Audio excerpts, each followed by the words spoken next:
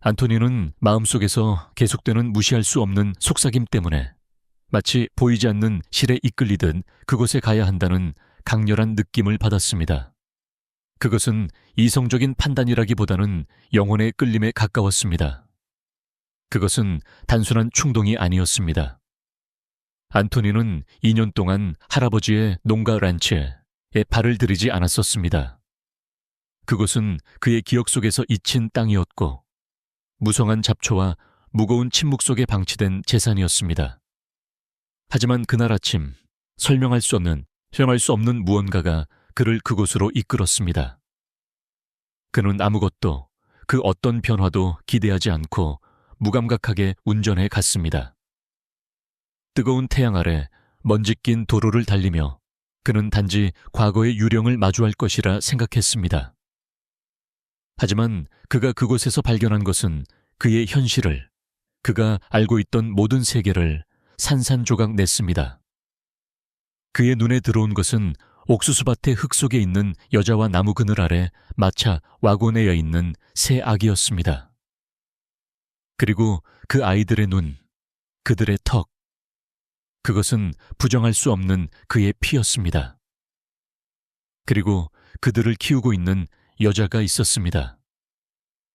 그녀는 그저 조용히 떠났다고 생각했던 바쁜 일상 속에서 기억 속에서 지웠던 가정부였습니다. 하지만 그녀는 떠나지 않고 기다리고 있었습니다. 그가 그녀를 찾기를 기다린 것이 아니라 그가 자기 자신을 찾기를 기다리고 있었던 것입니다. 세상에 이게 대체 무슨 일이지? 그의 입에서 나온 말은 바람에 흩어졌지만 충격은 가슴에 박혔습니다. 안토니의 비싼 구두가 몬타나의 거친 흙 속으로 내려앉았습니다. 메마른 흙먼지가 그의 발목을 감쌌습니다. 그녀가 거기에 있었습니다. 그의 전 가정부였던 미셸이 끝도 없이 펼쳐진 옥수수 밭고랑 사이에서 마치 대지와 하나가 된 듯 기도하듯 무릎을 꿇고 있었습니다. 낡은 파란 드레스, 흙이 묻은 하얀 앞치마. 그녀의 손은 흙을 다루고 있었는데 마치 그녀가 그 땅의 주인이라도 되는 듯 자연스럽고 단호했습니다. 하지만 안토니의 시선은 그녀에게 머물지 못하고 그녀를 지나쳐 나무 아래 놓인 마차로 향했습니다. 새아기, 똑같은 빨간 스웨터, 햇빛을 받아 빛나는 금발머리. 그중 한 아이가 고개를 돌려 그를 바라보았습니다. 그 순간 시간은 멈췄습니다. 세상의 모든 소음이 사라지고 오직 심장 박동 소리만 남았습니다. 그 눈은 그의 어머니의 눈이었고 그 턱은 모든 스커트, 가문의 남자가 가진 부인할 수 없는 갈라진 턱이었습니다. 안토니는 숨을 쉴 수 없었습니다. 공기가 갑자기 희박해진 것 같았습니다. 미셸, 그의 목소리가 떨렸습니다. 저 아이들은, 그녀는 천천히, 아주 천천히 일어섰고 옷에서 흙을 털어내며 두려움 없이, 그러나 깊은 슬픔을 담은 눈으로 그를 마주했습니다. 우림, 현우 민겸. 그녀는 각 이름을 마치 오래된 경전처럼 소중하고 엄숙하게 말했습니다. 당신의 아이들이에요, 안토니. 그 말의 무게에 그의 무릎이 꺾일 뻔했습니다. 18개월 동안 계절이 바뀌고 바람이 불어오는 동안 그녀는 이 땅에 있으면서 그의 아들들을 키우고 있었고 그는 그 사실을 전혀 몰랐습니다. 왜 나에게 말하지 않았소? 그의 목소리에는 배신감보다는 혼란이 섞여 있었습니다. 그녀는 턱을 단단히 다물었습니다. 노력했어요. 당신 전화번호는 사라졌고 당신을 둘러싼 변호사들은 벽처럼 아무것도 알려주지 않았어요. 당신은 이미 떠났었죠. 그녀는 그와 마차 사이로 보호하듯 한 걸음 나섰습니다. 그리고 당신을 찾았다고 해도 그 다음은요. 내가 당신의 숨겨진 비밀이 되나요? 이 아이들이 당신의 빛나는 인생의 스캔들이 되나요? 그녀는 단호하게 고개를 저었습니다. 그렇게 두지 않을 거예요. 그래서 나는 도시가 아닌 당신 할아버지의 땅으로 왔어요. 당신 가족이 소유한 것 중 유일하게 정직한 것이 이 흙이니까요. 아이들이 돈이 아니라 자신들의 진정한 유산을 알기를 바랐어요. 아버지가 나타나지 않더라도 말이에요. 그때 아이들 중 한 명, 현우가 마차에서 일어서서 작은 손에 쥐고 있던 회색 돌을 안토니에게 내밀었습니다. 그것은 단순한 돌이 아니라 선물이었습니다. 당신이 누군지 몰라요. 미셸이 바람 소리보다 작게 조용히 말했습니다. 그에게 당신은 그저 낯선 사람일 뿐이에요. 안토니는 아들의 내밀어진 손을 바라보았습니다. 그의 살, 그의 피, 그가 놓쳐버린 그의 미래. 그럴 자격이 없는 남자에게 조건 없이 뻗어지는 손이었습니다. 뜨거운 눈물이 눈을 태웠습니다. 내가 무엇을 해야 합니까? 그의 목소리가 떨렸고 처음으로 그는 무력했습니다. 미셸은 그를 오랫동안 마치 그의 영혼을 꿰뚫어 보듯 지켜보았습니다. 내일 오세요. 그리고 그 다음 날도 부가 아닌 일을 위해 옷을 입고 오세요. 아버지 노릇을 하려고 하기 전에 당신이 일관성 있을 수 있다는 것을, 꾸준히 그 자리에 있을 수 있다는 것을 증명해요. 그녀는 농가 쪽으로 몸을 돌렸습니다. 당신이 진심인지 아니면 그저 잠시 죄책감을 느끼는 건지 보죠. 그녀는 그의 아이들과 함께 걸어갔고 안토니는 광활한 대지 위에 혼자 서 있었습니다. 어울리지 않는 값비싼 정장, 흙 묻은 신발, 그리고 산산조각 난 자존심과 함께 현우는 떠나면서도 여전히 그 돌을 내밀고 있었습니다. 안토니는 떨리는 손으로 그것을 받았습니다. 작고 따뜻하고 단순했지만 그에게는 세상의 모든 것을 의미했습니다. 아직 자격을 얻지 못한 아버지에게 아들이 자유롭게 준 신뢰의 무게였습니다. 안토니는 그것을 꽉 쥐었습니다. 내일 그는 돌아올 것입니다. 내일 그는 그 아이들이 마땅히 누려야 할 남자가 되기 시작할 것입니다. 과거를 지우기 위해서가 아니라 미래를 쌓기 위해서. 안토니는 자신의 트럭으로 어떻게 걸어 돌아왔는지 기억하지 못했습니다. 그의 다리는 옥수수 밭고랑을 지나 삐걱거리는 문을 통과하고 자갈밭을 가로질러 마치 자동인형처럼 스스로 움직였습니다. 그의 손은 여전히 그 작은 회색 돌을 생명줄처럼 꽉 쥐고 있었습니다. 그는 시동이 꺼진 핸들 뒤에 앉아 유리창 너머에 허공을 멍하니 응시했습니다. 몬태나 하늘은 그 위로 넓고 끝없이 무심하게 펼쳐져 있었습니다. 그의 할아버지가 땀 흘려 읽던 리어커 일로 했던 바로 그 하늘, 그의 가족이 명성을 쌓았던 바로 그 땅이었습니다. 그리고 이제 그의 피를 가진 새 아이가 그 흙 위를 걷는 법을 배우고 있었습니다. 그 없이, 그의 이름 없이, 그의 전화가 정적을 깨고 울렸습니다. 그리고 또다시 울렸습니다. 이메일이 쏟아져 들어왔고 이사회 회의 알림, 계약 승인 요청, 분기별 수입에 대한 논평을 원하는 기자의 메시지들이 화면을 채웠습니다. 그는 전화를 뒤집어 놓았습니다. 그 소음들은 더 이상 아무것도 중요하지 않았습니다. 더 이상은 아니었습니다. 안토니는 시동을 걸고 운전했습니다. 고속도로 쪽도 공항으로 돌아가지도 않고 그저 이 현실로부터 멀리 떨어지지 않은 곳으로. 10분 후에 낡은 마을이 나타났습니다. 작고 조용하고 당신의 이름보다 당신 할아버지의 이름을 먼저 아는 그런 곳이었습니다.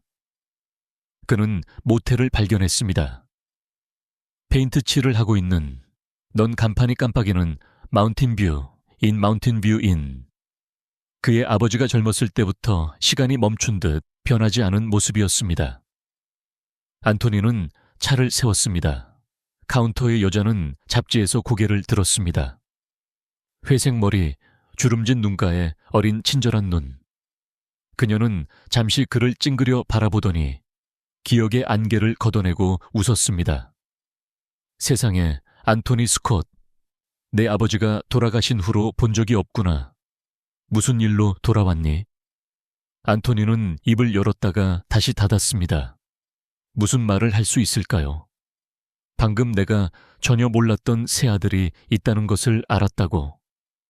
내가 버린 여자가 내 할아버지의 땅에서 내 아이들을 흙과 바람 속에서 키우고 있다고. 더 이상 내가 누군지 모르겠다고. 그냥 재산 점검차 왔어요. 그는 목이 메어 간신히 말했습니다.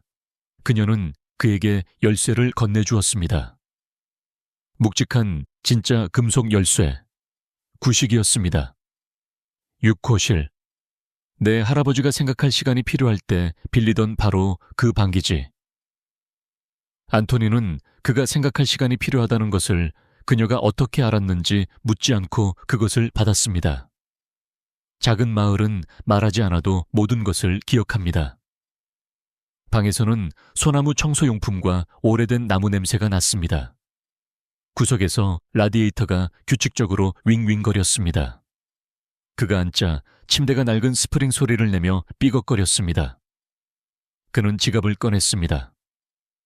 차가운 플래티넘 카드 뒤에 그가 입고 있었던 맨 뒤에 구겨진 사진 한 장이 있었습니다. 2년 전 화려한 회사 행사에서 그와 미셸이 함께 찍은 사진이었습니다. 사진 속 그녀는 카메라를 보지 않고 있었습니다. 그녀는 그를 바라보며 그가 한 농담에 웃고 있었습니다. 예의상 짓는 미소가 아니라 진심으로 웃고 있었습니다. 그녀의 얼굴 전체를 밝게 만드는 꾸밈없는 그런 웃음이었습니다. 그리고 그도 사진 속에서 그녀를 보고 있었습니다. 그는 그날 밤을 기억했습니다. 가짜 웃음과 거래로 가득 찬 방에서 그녀가 유일하게 진실한 사람이라고 생각했던 것을 기억했습니다. 그리고 그는 바보처럼 그녀를 떠나보냈습니다. 그녀가 왜 가정부가 되었는지 결코 묻지 않았고 그녀의 꿈에 대해 결코 묻지 않았으며 그녀를 그저 그의 커피를 가져오는 여자 이상으로 보려 하지 않았습니다. 하지만 그녀는 그를 보았습니다. 그녀는 그의 할아버지에 대해, 농가에 대해, 화려한 건물보다 실제로 중요한 유산에 대해 이미 알고 있었습니다. 그녀는 그가 자신을 아는 것보다 껍데기뿐인 그를 더 잘 알고 있었습니다. 안토니는 사진을 머리맡 탁자에 놓고 창문으로 걸어갔습니다. 어둠 속 멀리서 그가 눈을 가늘게 뜨면 농가의 희미하고 따뜻한 빛을 볼 수 있었습니다. 그녀는 그곳에 있었습니다. 그의 아들들을 씻기고 먹이고 자장가를 불러 자으면서 그녀가 18개월 동안 해왔던 것처럼 아무런 도움 없이 혼자서 돌은 여전히 그의 손에 쥐어져 있었습니다. 그는 그것을 빛에 비추어 뒤집어 보았습니다. 매끄럽고 회색이고 어디서나 볼 수 있는 평범한 돌이었습니다. 하지만 현우가 수많은 돌 중에서 그것을 선택했고 주어서 낯선 사람에게, 그의 아들에게 내밀었습니다. 그의 아들이 그에게 선물을 주었고 안토니는 보답할 방법을 전혀 모르면서 그것을 받았습니다. 그는 자신의 손을 보았습니다. 계약서에 서명하고 냉정한 거래를 성사시키는 부드럽고 관리된 손이었습니다. 기저귀를 갈아본 적이 없고 울타리를 고쳐본 적이 없고 아이들이 울 때 안아본 적이 없는 깨끗한 손이었습니다. 내일 그는 허공에 대고 미셸에게 약속하듯 말했습니다. 내일 그는 나타날 것입니다. 하지만 나타난다는 것이 대체 무슨 의미일까요? 그는 아버지가 되는 법을 몰랐습니다. 땅을 경작하는 법을 몰랐습니다. 그 아이들이 필요로 하는 단단한 남자가 되는 법을 몰랐습니다. 그가 아는 것이라곤 돈, 권력, 통제뿐이었고 그중 어느 것도 여기 이 흙 위에서는 아무 의미가 없었습니다. 해가 지고 있었습니다. 주황색과 금색이 하늘을 가로질러 슬픔처럼 쏟아졌습니다. 안토니는 그 삐걱거리는 침대 가장자리에 앉아 아들이 준 돌을 쥐고 자신이 놓친 모든 것의 무게를 온전히 느꼈습니다. 첫 말, 비틀거리는 첫 걸음마, 첫 웃음. 결코 되찾을 수 없는 18개월의 순간들이 가슴을 찔렀습니다. 그의 가슴이 아팠습니다. 내일은 영원처럼 멀게 느껴졌지만 동시에 준비하기엔 충분히 길지 않았습니다. 안토니는 잠들지 않았습니다. 그는 그 낯선 모텔 침대에 누워 천장을 응시하며 라디에이터가 딸깍거리고 윙윙거리는 소리를 들었습니다. 눈을 감을 때마다 어둠 속에서 그들을 보았습니다. 세 개의 작은 얼굴, 파란 눈, 갈라진 턱. 그의 아이들. 그 단어들은 여전히 그의 마음속에서 낯설고 두렵게 느껴졌습니다. 새벽 4시에 그는 휴식을 포기하고 찬물로 샤워를 하고 어제 입었던 그 정장을 입으려다가 멈췄습니다. 거래가 아닌 흙을 위해 옷을 입으라는 미셸의 말이 머릿속에서 메아리 쳤습니다. 그는 해가 뜨기 전에 마을로 운전해 갔고 막 문을 열고 있는 작은 동네 철물점 겸 슈퍼, 제너럴 스토어를 발견했습니다. 카운터 뒤에 노인이 커피를 마시다가 고개를 들었습니다. 도와드릴까요? 작업복, 청바지, 장화, 장갑이 필요합니다. 남자는 안토니의 구겨진 정장, 흙 묻은 이탈리아 구두, 손목에 롤렉스를 유심히 살폈습니다. 그의 눈에 무언가가 번뜩였습니다. 아마도 재미 혹은 호기심. 3번 통로요. 안토니는 필요한 모든 것을 샀습니다. 가게의 좁은 화장실에서 갈아입었고 비싼 정장은 문고리에 걸어둔 채로 미련 없이 남겨두었습니다. 그는 거울에 비친 자신의 모습을 보았습니다. 어색하고 우스꽝스러워 보였습니다. 빳빳한 새 청바지, 길들지 않은 뻣뻣한 장화, 작업 장갑에 여전히 달려있는 상표. 마치 옷 입기 놀이를 하는 억만장자 같았습니다. 하지만 그에게는 그것이 전부였습니다. 그는 해가 산 위로 떠오를 때 농가로 운전해 돌아갔습니다. 현관불은 여전히 희미하게 켜져 있었습니다. 안토니는 울타리 선에 쥐야하고 시동을 껐습니다. 엔진 소리가 멈추자 고요가 찾아왔습니다. 오랫동안 그는 그냥 그곳에 앉아 있었습니다. 심장이 쿵쾅거리고 손바닥에 땀이 났습니다. 그는 무엇을 하고 있는 것일까요? 그는 아버지가 되는 법을 몰랐습니다. 땅을 경작하는 법을 몰랐습니다. 그가 결코 소중히 여기지 않았던 한 번 깨진 신뢰를 다시 얻는 법을 몰랐습니다. 방충망 문이 삐걱 열렸습니다. 미셸이 김이 나는 커피잔을 들고 걸어 나왔습니다. 그녀는 청바지와 플란넬 셔츠를 입고 있었고 머리를 뒤로 묶고 있었습니다. 그녀는 그의 트럭을 보았습니다. 놀란 것처럼 보이지 않았습니다. 그렇다고 기뻐하는 것처럼 보이지도 않았습니다.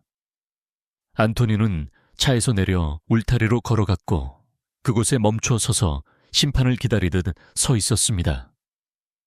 미셸은 커피를 한 모금 마시며 그의 흙없는 새 장화, 그의 뻣뻣한 청바지, 그의 필사적인 눈을 천천히 살폈습니다.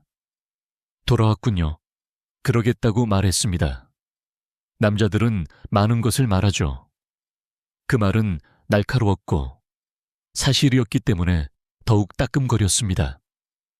그녀는 현관 계단을 천천히 신중하게 내려와 울타리에서 몇 피트 떨어진 안전한 거리에 멈춰 섰습니다. 저 장화는 흙을 밟아본 적이 없죠. 이 손은 망치를 잡아본 적이 없죠. 당신은 농사일에 대해, 아이들에 대해, 돈으로 살 수 없는 것을 얻는 것에 대해 아무것도 모르죠.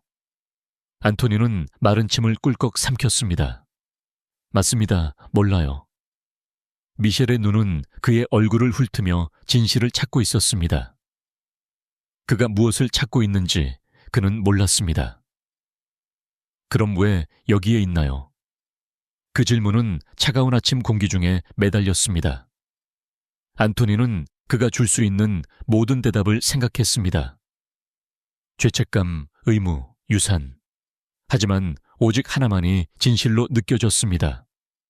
내 아들이 내게 돌을 주었기 때문에, 그리고 나는 그것을 받을 자격이 있기를 원하기 때문입니다. 미셸의 표정에 무언가가 미세하게 변화했습니다. 아주 미세하게 갑옷에 생긴 작은 균열 같았습니다. 그녀는 커피잔을 울타리 기둥 위에 내려놓았습니다. 동쪽 밭에 관계수로 이리게이션 디치를 치워야 해요. 헛간에 삽이 있어요. 그녀는 다시 안으로 돌아가려고 돌아섰습니다. 미셸, 그녀가 멈췄습니다. 뒤돌아보지 않았습니다. 시작하기 전에 아이들을 볼 수 있을까요? 침묵이 그들 사이에 길게, 무겁게 늘어졌습니다. 자격을 얻어요. 방충망 문이 그녀 뒤에서 닫혔습니다. 안토니는 그곳에 혼자 서 있었습니다. 새 장화는 벌써 먼지가 쌓였습니다.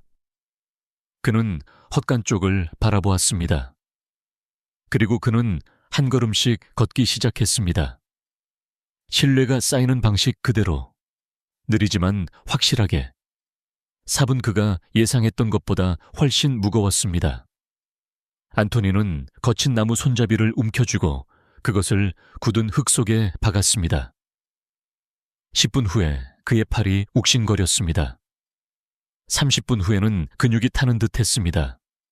관계수로는 그의 앞에 끝도 없이 길게 뻗어 있었고 진흙과 마른 낙엽으로 꽉 막혀 있었습니다. 수개월의 방치가 그의 부재만큼이나 두껍게 수로에 가득 차 있었습니다. 그는 계속 팠습니다. 땀이 그의 새 셔츠를 적셨습니다. 부드러운 손바닥에 물집이 생겼다가 터지고 피가 났습니다. 그는 멈추지 않았습니다. 농가에서는 작은 목소리들, 희미한 웃음소리, 아침 식기 부딪히는 다그락 소리가 들려왔습니다. 그의 아들들은 먹고 있었습니다. 그 없이. 안토니는 고통을 무시하며 삽을 더 깊이 박았습니다. 다시, 또 다시. 전고가 되자 그의 등은 비명을 질렀습니다.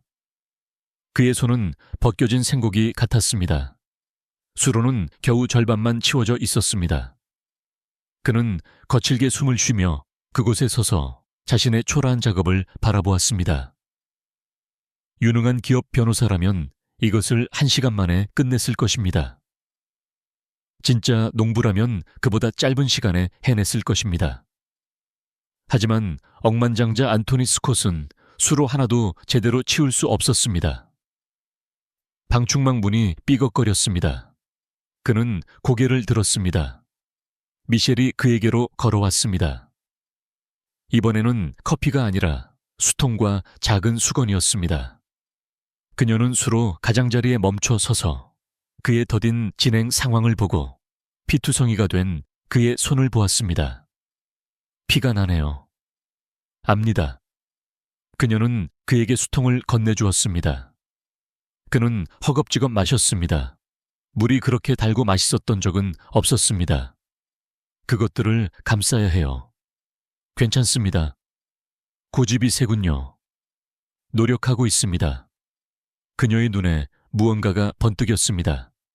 그녀는 그에게 수건을 던져주었습니다. 감싸요. 감염은 누구에게도 도움이 되지 않아요. 그녀는 떠나려고 돌아섰습니다. 미셸, 그녀가 멈췄습니다. 물 고맙습니다. 잠시 멈춤. 그리고 그녀는 말없이 집 쪽으로 걸어 돌아갔습니다. 안토니는 떨리는 손을 수건으로 감쌌습니다. 저는 거의 즉시 붉게 변했습니다. 그는 다시 삽을 집어 들었습니다. 2시간이 더 지났습니다. 태양은 머리 위에서 무자비하게 내리쬐었습니다. 그때 그는 그것을 들었습니다. 그의 뒤 잔디밭에서 바스락거리는 작은 발소리. 그는 천천히 돌아섰습니다. 현우, 그 조용한 아이. 작은 작업복을 입고 폭풍우처럼 깊고 푸른 눈으로 그를 지켜보고 있었습니다. 안토니의 심장이 멎었습니다. 소녀는 손에 무언가를 들고 있었습니다. 플라스틱 빨간색 컵. 그는 더 가까이 걸어왔습니다. 낯선 것에 접근하는 사슴처럼 조심스러운 발걸음이었습니다. 안토니는 움직이지 않았습니다. 그를 놀라게 할까봐 숨도 쉬지 않았습니다. 현우는 3피트 떨어진 곳에 멈춰 서서 컵을 내밀었습니다. 물이었습니다. 그가 아버지를 위해 물을 가져온 것입니다. 안토니는 천천히 무릎을 꿇고 아들과 눈높이를 맞췄습니다. 나를 위해. 현우는 고개를 끄덕였습니다. 아주 진지하게. 안토니는 컵을 받았고 그들의 손가락이 아주 잠깐 스쳤습니다. 이렇게 작은 손, 고맙다 현우. 소년의 눈이 살짝 커졌습니다. 자신의 이름을 듣고 놀란 것입니다. 그리고 너무 조용히 말해서 안토니는 바람소리에 거의 놓칠 뻔했습니다. 엄마가 도와줘 했어. 네 단어. 그의 아들의 목소리였습니다. 처음으로 안토니의 목이 메었고 눈이 뜨거워졌습니다. 너는 정말 많이 도와줬어. 현우는 잠시 그를 살피더니 몸을 돌려 집 쪽으로 걸어갔습니다. 잔디를 통과하는 조심스러운 발걸음. 현관에서 그는 한번 뒤돌아보더니 안으로 사라졌습니다. 안토니는 그곳에 서서 플라스틱 컵에 미지근한 물을 들고 손에서는 피가 나고 등은 부러질 것 같았지만 18개월 만에 처음으로 그의 가슴속에서 무언가가 터지는 것을 느꼈습니다. 그것은 고통이 아니라 희망이었습니다. 그의 아들이 그에게 물을 가져다 준 것입니다. 그것은 용서가 아니었고 신뢰도 아니었고 아직 사랑도 아니었지만 그것은 시작이었고 그 시작은 지금 그에게 주어진 전부였습니다. 해가 질 무렵 안토니는 겨우 서 있을 수 있었습니다.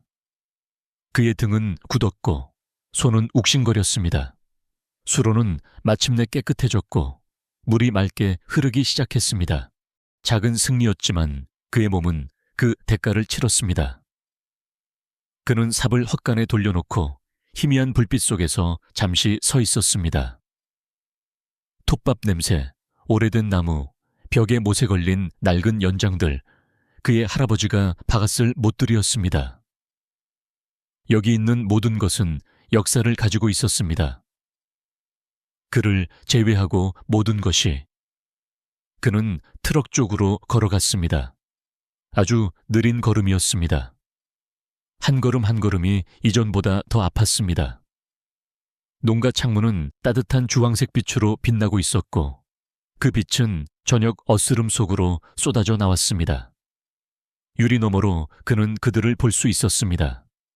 미셸은 스토브 앞에서 무언가를 적고 있었고 냄비에서는 김이 올라왔습니다. 우림과 민겸은 작은 식탁에 앉아 있었고 크레용은 흩어져 있었고 종이가 사방에 있었습니다. 현우는 조금 떨어져 앉아 조용히 형제들을 지켜보고 있었습니다. 가족, 그의 가족, 그 없이 그들의 삶을 온전히 살아가고 있었습니다. 안토니는 걷는 것을 멈췄습니다. 그의 손은 울타리 기둥을 찾아 그것을 움켜쥐고 자신을 지탱했습니다. 그는 문을 두드리고 그들과 합류해도 되는지, 그 식탁에 앉아도 되는지 물을 수 있었지만 아직 그것을 얻을 자격이 없다는 것을 알았습니다. 방충망 문이 열렸습니다. 미셸이 걸어 나왔습니다. 그녀는 어둠 속에서 그가 서서 지켜보고 있는 것을 보았습니다. 오랫동안 아무도 말하지 않았습니다. 그들 사이의 거리는 단순히 마당이 아니었습니다. 그것은 18개월의 부재, 수년간의 무지, 그가 원하는 것을 취하고 원하지 않는 것을 떠날 수 있다고 생각하게 만든 평생의 특권이었습니다. 그녀가 남겨진 사람이었습니다. 이제 그녀가 모든 권력을 쥐고 있었고 그녀는 그것을 알고 있었습니다. 수로가 깨끗해졌습니다. 안토니가 말했습니다. 그의 목소리는 그에게 낯설게 들렸습니다. 거칠고 피곤한 목소리. 다시 침묵. 내일 새벽에 돌아오겠습니다. 미셸은 한번 고개를 끄덕였습니다. 당신의 손은 그 더러운 걸레가 아닌 제대로 된 붕대가 필요해요. 괜찮습니다. 고집은 당신을 다치게 할 거예요. 압니다. 그녀는 그를 살폈습니다. 그 눈은 그를 꿰뚫어 보는 듯 했습니다. 당신은 일주일을 버티지 못할 거예요. 당신 같은 남자들은 그렇지 않죠. 그 말은 날카로웠습니다. 그럼 제가 틀렸다는 것을 증명하겠습니다. 그녀의 표정에 무언가가 변화했습니다. 믿음은 아니었고 신뢰도 아니었지만 일종의 인정이었습니다. 두고 보죠. 그녀는 다시 안으로 들어갔습니다. 문이 부드럽게 닫혔습니다. 쾅 닫히지 않고 그저 닫혔습니다. 왠지 그것이 더 나빴습니다. 안토니는 별이 뜰 때까지 그곳에 서 있었습니다. 그는 문을 두드릴까 생각했고 아들들에게 잘 자라는 인사를 할 수 있는지 물어볼까 생각했고 그의 목구멍에 걸린 모든 단어들을 생각했습니다. 미안합니다. 몰랐습니다.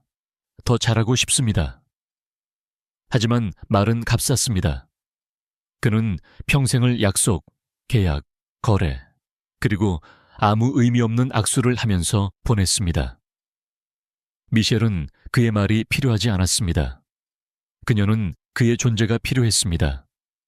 안토니는 모텔로 운전해 돌아와 주차하고 어둠 속에 앉았습니다. 그의 손은 아팠고 그의 심장은 더 아팠습니다. 내일 그는 돌아올 것입니다. 내일 그는 또 다른 수로를 팔 것이고 또 다른 울타리를 고칠 것이며 그녀가 요구하는 모든 것을 할 것입니다. 그가 그 식탁에 앉을 자격이 있어서가 아니라 그 아이들이 나타나는 아버지를 가질 자격이 있기 때문이었습니다. 아플 때도 그녀가 의심할 때도 그들 사이의 침묵이 어떤 논쟁보다 더 크게 느껴질 때도 그는 주머니에 여전히 있는 회색 돌을 꺼냈습니다. 현우의 선물. 그의 아들에게서 받은 첫 번째 선물. 안토니는 그것을 꽉 쥐었고 몬테나 별들 아래 그의 할아버지가 한때 소원을 빌었던 그 모텔 주차장에서 그는 약속했습니다.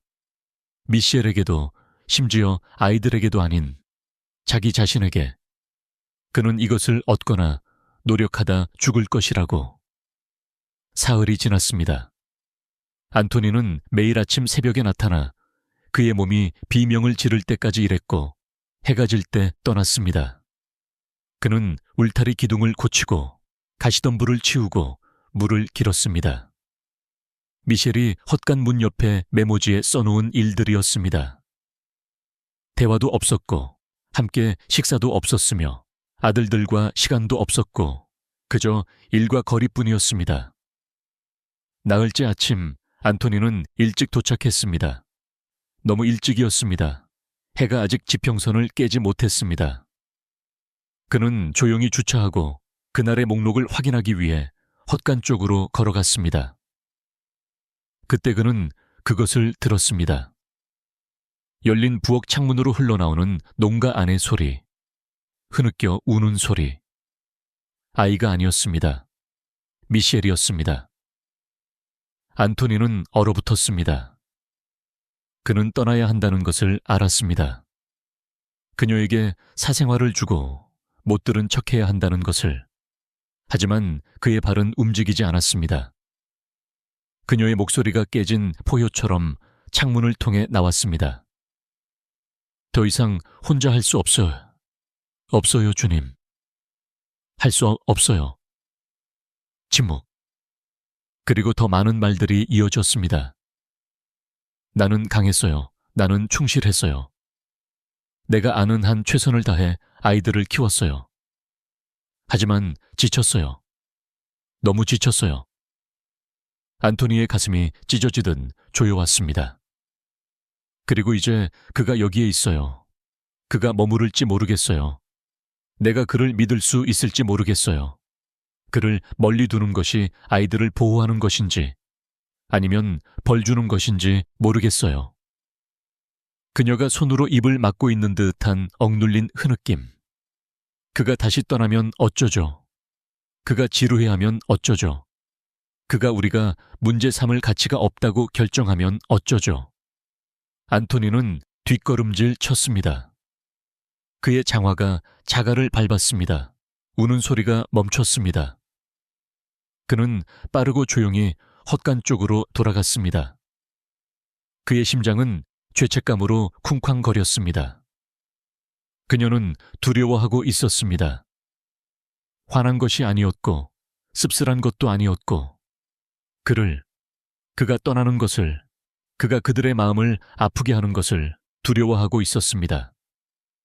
안토니는 헛간 벽에 기대어 거칠게 숨을 쉬었습니다. 그는 자신을 증명하는 것에, 자신의 자리를 얻는 것에, 나타나는 것에 너무 집중했습니다. 그는 그녀가 그에게 시도하게 하는 것이 그녀에게 어떤 감정적 대가를 치르게 하는지 결코 고려하지 않았습니다. 그가 돌아올 때마다 그녀는 다시 희망해야 했습니다. 그리고 모든 희망은 위험이었고 상처받을 기회였으며 그녀의 아들들이 사라질지도 모르는 남자를 사랑하는 것을 지켜볼 기회였습니다. 그녀는 그를 벌주기 위해 그를 멀리 두는 것이 아니었습니다. 그녀는 그들을 보호하기 위해 그를 멀리 두는 것이었습니다. 그로부터 그것의 무게가 그를 짓눌렀습니다. 그는 눈을 감았습니다. 그 모든 이사회 회의실, 그 모든 거래, 일이 복잡해졌을 때 그가 걸어나갔던 그 모든 시간들이 스쳐 지나갔습니다. 그녀는 그 남자를 알았습니다. 그녀는 그 남자에게 상처받았습니다. 그리고 이제 그녀는 그 남자가 다시 나타나기를 지켜보고 기다리고 있었습니다. 안토니는 자신의 손을 내려다 보았습니다. 이제 굳은 살이 박히고 물집이 잡혔다가 치유되고 있는 이전과는 다른 손. 하지만 충분히 달랐을까요? 그는 회색 돌, 현우의 선물을 꺼내 부적처럼 매일 가지고 다녔습니다. 그는 그것을 받을 가치가 있기를 원했습니다. 하지만 원하는 것만으로는 충분하지 않았습니다. 그는 되어야 했습니다. 일주일 동안이 아니라, 한 달 동안이 아니라 영원히.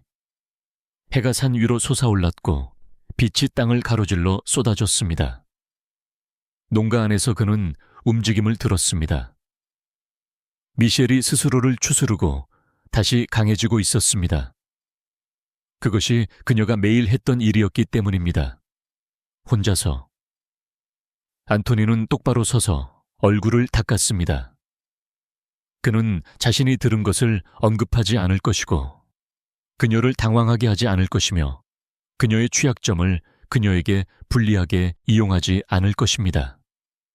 하지만 그는 그것을 기억할 것입니다. 그만두고 싶을 때마다, 그의 몸이 아플 때마다, 자신이 불쌍하다고 느낄 때마다 그는 그녀가 18개월 동안 이 무게를 지고 있었다는 것을 기억할 것입니다. 혼자서. 그가 펜트하우스에서 살고 있는 동안 그는 그녀에게 선물 이상을 빚지고 있었습니다. 그는 그녀에게 증명을 빚지고 있었습니다. 헛간문이 삐걱거리며 열렸습니다. 목록이 거기에 있었습니다.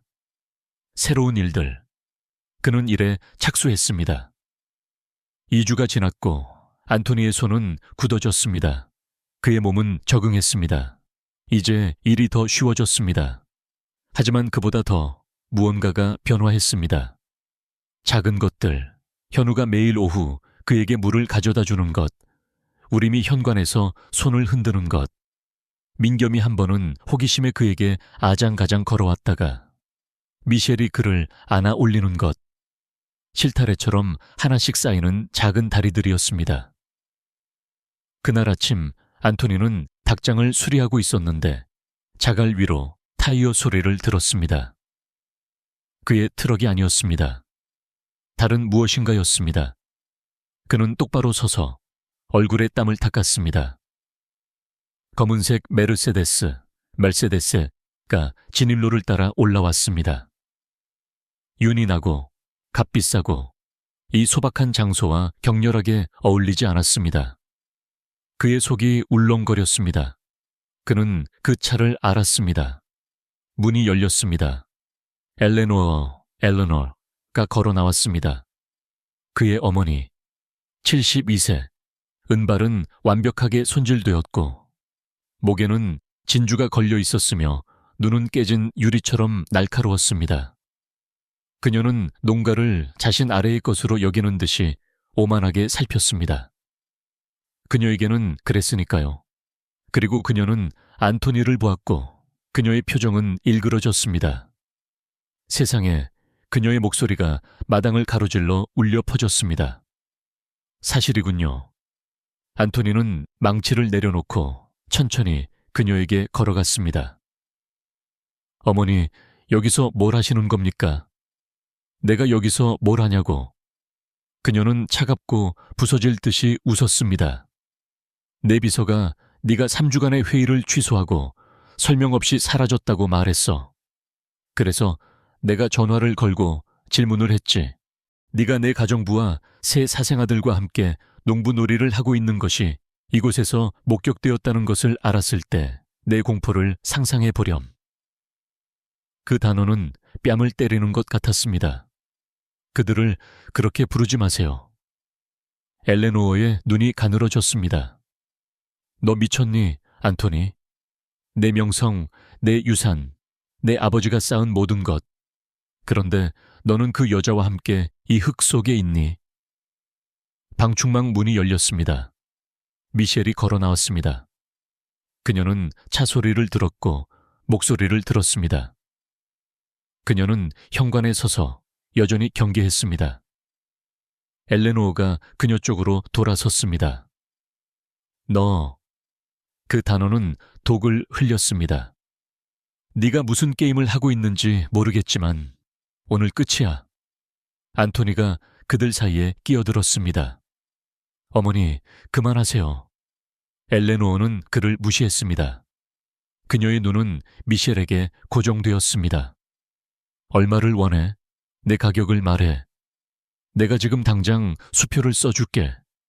너는 그 아이들을 데리고 영원히 사라져. 미셸은 움츠러들지 않았습니다. 눈도 깜박이지 않았습니다. 그들은 팔 물건이 아니에요. 엘레노어가 웃었습니다. 모두 가격이 있지, 아가. 억만장자를 꿰어 임신하는 가정부까지도.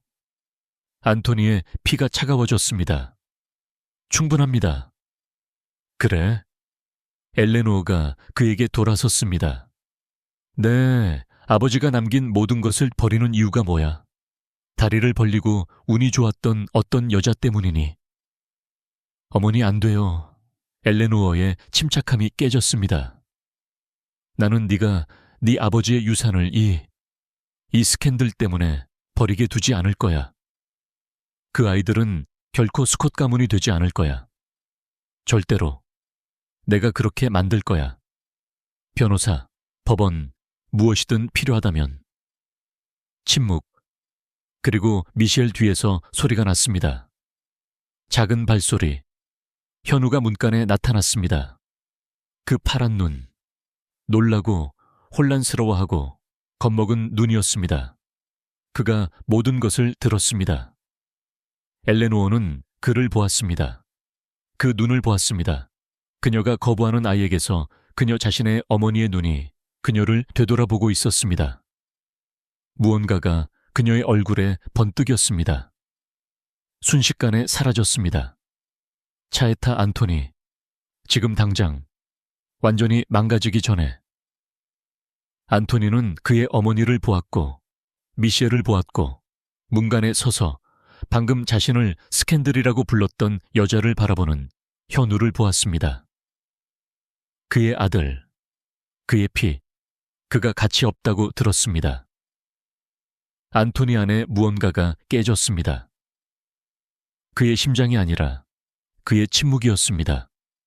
떠나세요. 엘레노어가 눈을 깜박였습니다. 뭐라고? 지금 당장 떠나세요. 그리고 돌아오지 마세요. 안토니, 저 아이들은 내 아이들입니다. 저 여자는 당신이 평생 보여준 것보다 더 큰 품위를 가지고 그들을 키웠습니다. 그리고 당신이 다시 그들을 사생아라고 부른다면, 다시 그들을 위협한다면 나는 당신을 완전히 끊어낼 것입니다. 엘레노어는 그를 노려보았습니다. 가족 대신 그들을 선택하겠다고. 안토니는 현우를, 미셸을, 그가 싸우고 있는 삶을 보았습니다. 그들이 내 가족입니다. 침묵이 끊어지기 직전에 전선처럼 길게 늘어졌습니다. 그리고 엘레노어는 돌아섰고 차에 탔고 문을 쾅 닫았습니다. 메르세데스는 진입로 아래로 사라졌습니다. 먼지가 가라앉았습니다. 안토니는 현관 쪽으로 돌아섰습니다. 현우는 울고 있었습니다. 얼굴에 소리 없는 눈물이 흘러내렸고 그들이 실타래처럼 쌓아 올리던 실내는 한 가닥실에 매달려 있었습니다. 안토니는 현관으로 달려갔습니다. 현우는 안으로 사라졌고 방충망 문은 닫히고 있었습니다. 미셸이 그의 길을 막았습니다. 가지 마세요. 아이가 놀랐잖아요. 가야 합니다. 안 돼요. 그녀의 목소리는 단호했고 조용했고 최종적이었습니다. 당신은 충분히 했어요.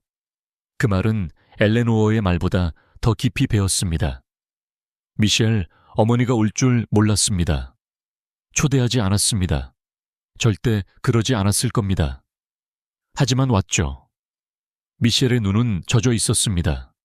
통제되고 있었지만 겨우 버티고 있었습니다. 그녀가 온 것은 당신이 여기 있기 때문이에요. 당신이 나타났기 때문이에요. 그리고 이제 내 아들은 자신이 스캔들이라고, 사생아라고 불리는 것을 들었어요. 수표 한 장으로 지워져야 할 무언가라고. 안토니의 가슴이 무너져 내렸습니다. 미안합니다. 미안하다고요? 그것은 들은 것을 되돌릴 수 없어요. 그녀는 돌아섰고 안으로 들어갔습니다. 문이 닫혔습니다. 쾅 닫히지 않고 그저 닫혔습니다. 왠지 더 나빴습니다. 안토니는 그 현관에 홀로 서 있었습니다. 창문을 통해 그는 미셸의 부드러운 목소리를 들을 수 있었습니다. 위로하고 달래는 목소리였습니다. 괜찮아, 아가. 너는 그녀가 말한 것이 아니야. 너는 스캔들이 아니야. 너는 나의 축복이고 나의 기적이고 응답된 나의 기도야. 그리고 현우의 작은 목소리, 깨지고 혼란스러운 목소리. 엄마, 왜 그녀가 그렇게 말했어? 침묵. 그리고 미셸의 대답. 그녀의 고통에도 불구하고 흔들림 없는 목소리였습니다. 어떤 사람들은 사랑을 수치심으로 보기 때문이야. 하지만 그녀가 틀렸어, 아가. 너는 사랑받고 있어. 아주 많이 사랑받고 있어. 그것을 절대 잊지 마. 안토니는 뒷걸음질 쳤습니다. 그의 무릎이 현관 계단에 부딪혔습니다. 그는 세게 앉았습니다. 이것은 그의 잘못이었습니다. 그의 어머니, 그의 가족, 그의 세계가 그들의 세계로 충돌한 것입니다. 그는 그들을 보호하고, 그들을 주장하고, 그들을 위해 싸우고 싶었습니다. 하지만 그의 존재가 폭풍을 그들의 문 앞으로 가져왔습니다. 아마 미셸이 옳았을지도 모릅니다. 아마 그는 멀리 떨어져 있었어야 했을지도 모릅니다. 아마 그의 사랑은 선물이 아니라 저주였을지도 모릅니다. 그는 해가 하늘을 가로질러 움직이는 동안 그곳에 앉아 있었습니다. 몇 분, 몇 시간. 그는 시간을 잊었습니다. 오늘은 일이 없었습니다. 그저 기다림. 방충망 문이 열렸습니다. 미셸이 걸어 나왔습니다. 그녀는 피곤해 보였습니다. 너무 피곤해 보였습니다. 그녀는 그의 옆 계단에 앉았습니다. 가깝지는 않았지만 멀지도 않았습니다. 침묵이 그들 사이에 길게 늘어졌습니다. 마침내 그녀가 말했습니다. 현우는 울다가 잠들었어요. 안토니의 목이 메었습니다. 미안합니다. 정말 미안합니다. 알아요. 더 많은 침묵. 내가 떠나야 할 것 같습니다. 그 말을 하는 것은 아팠습니다. 내 존재가 이런 것을 가져온다면 내가 멈추는 것이 더 좋을지도 모릅니다. 그는 그녀를 보았습니다. 그녀의 턱은 굳었고 시선은 앞을 향하고 있었습니다. 당신은 도망칠 수 없어요. 이번에는 아니에요. 하지만 현우는 치유될 거예요. 아이들은 그러죠. 하지만 그들을 아프게 한 사람들이 사라지지 않을 때만요. 그녀가 마침내 그를 보았습니다. 당신은 그를 변호했어요. 그도 그것을 들었어요. 당신은 공개적으로 그를 선택했어요. 그것이 중요해요. 안토니는 눈을 깜박였습니다. 충분하다고 느껴지지 않습니다. 충분하지 않아요. 그녀는 잠시 조용했습니다. 하지만 그것은 시작이에요. 그들은 침묵 속에 앉아 그림자가 길어지는 것을 지켜보았습니다. 당신의 어머니는 이것과 싸울 거예요. 미셸이 부드럽게 말했습니다. 압니다. 그녀는 돈, 변호사, 권력을 가지고 있죠.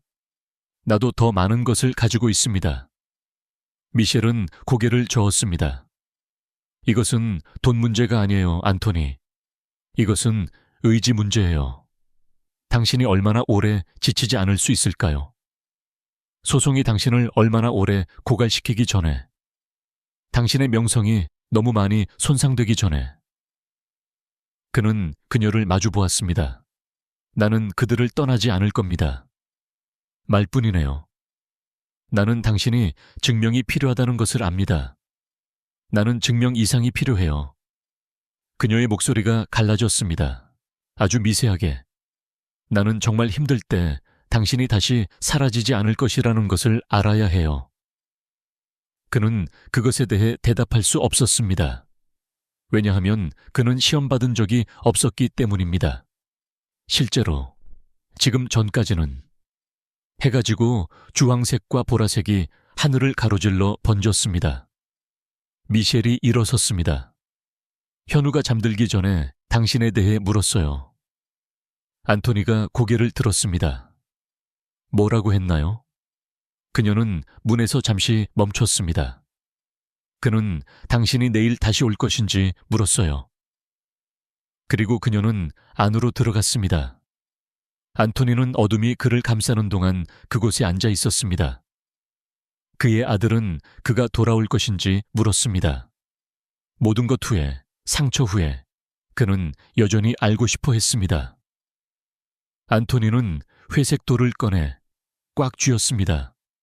내일 그는 돌아올 것입니다.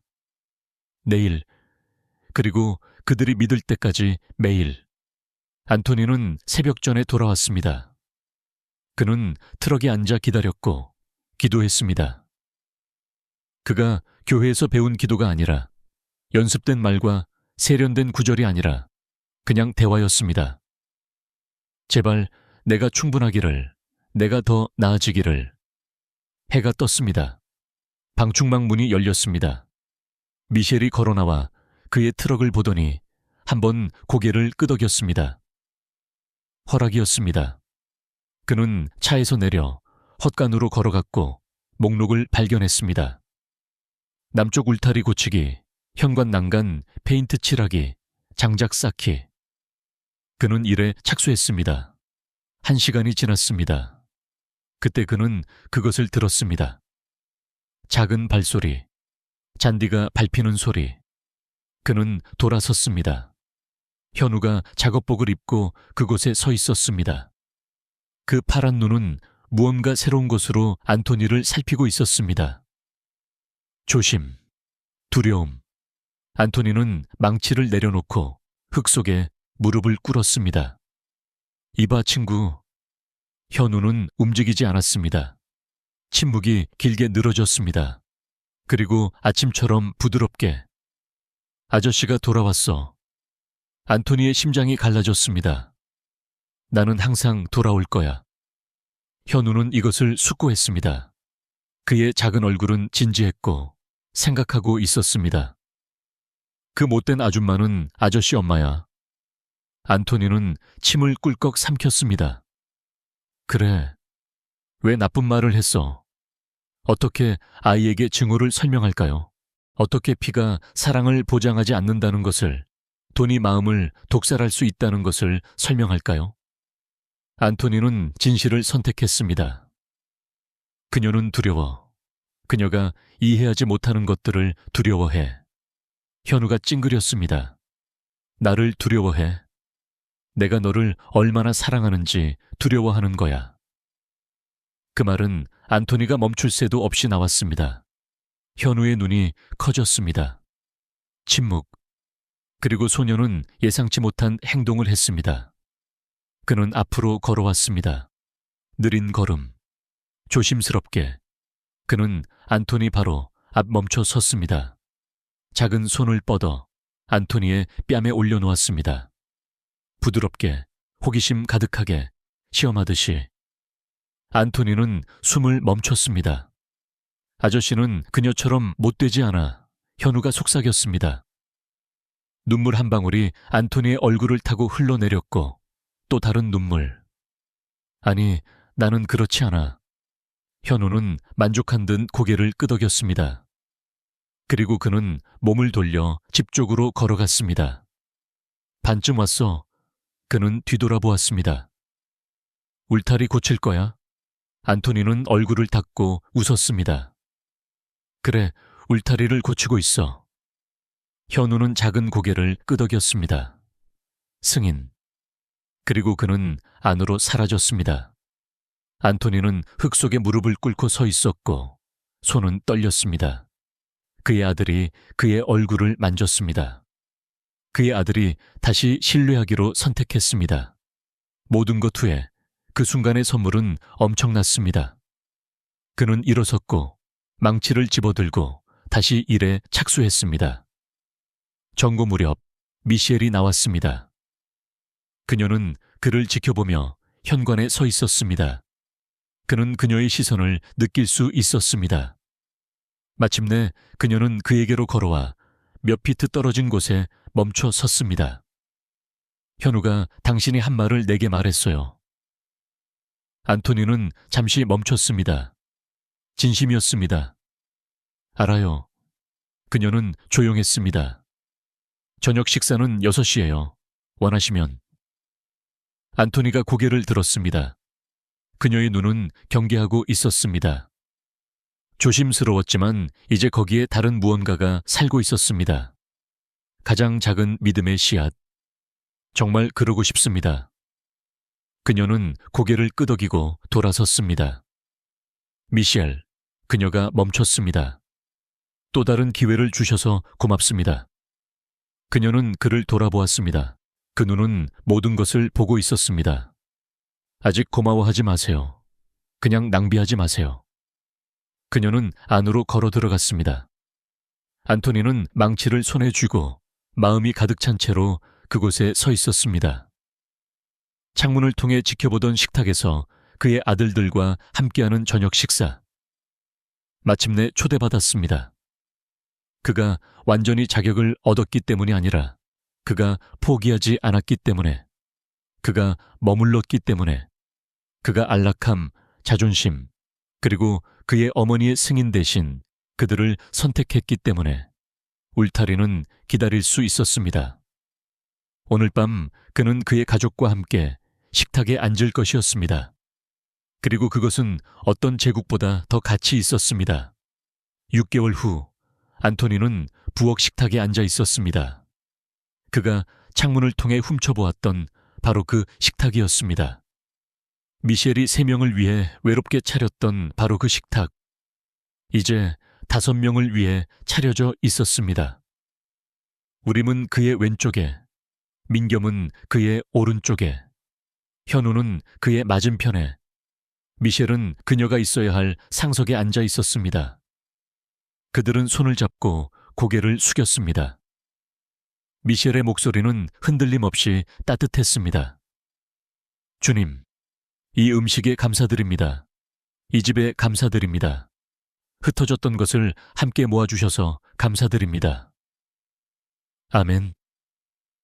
아이들이 따라 외쳤습니다. 아멘. 안토니가 속삭였습니다. 그들은 감자조림, 찜닭, 불고기, 로아스트 치킨, 매시드 포테이토스, 안토니가 심는 것을 도왔던 밭에서 나온 푸른 콩을 먹었습니다. 단순한 음식이었지만 세상에서 가장 신성한 음식이었습니다. 아빠, 더 주세요. 우림이 접시를 들어 올렸습니다. 아빠. 그 단어는 매번 안토니의 심장을 멎게 만들었습니다. 물론이지, 친구. 그는 아들에게 음식을 담아주고 민겸의 턱을 닦아주고 현우가 찾은 개구리에 대한 이야기를 하는 것을 들었습니다. 평범한 일들, 그러나 거룩한 일들이었습니다. 저녁 식사 후 그들은 현관으로 이동했습니다.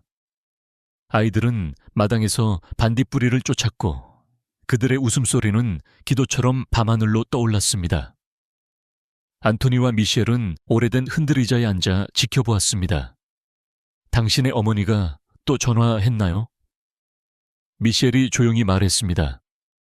그녀가 여전히 변호사들을 위협하고 있다는 것을 알아요. 그렇게 하라고 해요. 미셸이 그를 보았습니다. 확실해요. 험악해질 수도 있어요. 안토니는 주머니에 손을 넣어 서류를 꺼내 펼쳤습니다. 이미 제출된 완전한 친자관계 법적 인정 서류였습니다. 우림, 현우, 민겸 스코스, 윌리엄, 헨리, 앤 멜컴 스콧. 내 변호사가 완벽하다고 말합니다. 미셸의 숨이 막혔습니다. 당신은 공개적으로 했군요. 지난주에 발표했어요. 보도자료. 모든 것을. 그녀는 그를 쳐다보았습니다. 당신의 주식이 떨어졌다가 회복되었어요. 자신의 아이들을 주장하는 남자를 사람들이 존중하는 것 같아요. 누가 알았겠어요? 누가 알았겠어요? 미셸은 고개를 저었고 눈물이 고였습니다. 당신이 실제로 그럴 줄은 몰랐어요. 내가 말했잖아요. 나는 떠나지 않을 겁니다. 도망치지 않을 겁니다. 숨지 않을 겁니다. 그녀는 오랫동안 조용했습니다. 그리고 부드럽게 말했습니다. 나는 당신을 믿어요. 세 단어. 수십억 달러보다 더 가치 있었습니다. 현우가 숨을 헐떡이며 흥분해서 현관으로 달려왔습니다. 아빠, 아빠 봐봐. 그는 돌을 들어 올렸습니다. 회색이고 매끄럽고 첫 번째 것과 똑같았습니다. 가을가에서 아빠 주려고 찾았어. 안토니는 그것을 받았습니다. 그의 수집품이 늘어나고 있었습니다. 이제 신발 상자 하나 가득이었습니다. 고맙다 아들. 현우는 이를 드러내고 웃었고 형제들에게 달려 돌아갔습니다. 안토니는 돌을 잡고 그 무게를 느꼈습니다. 그의 아들의 사랑이었습니다.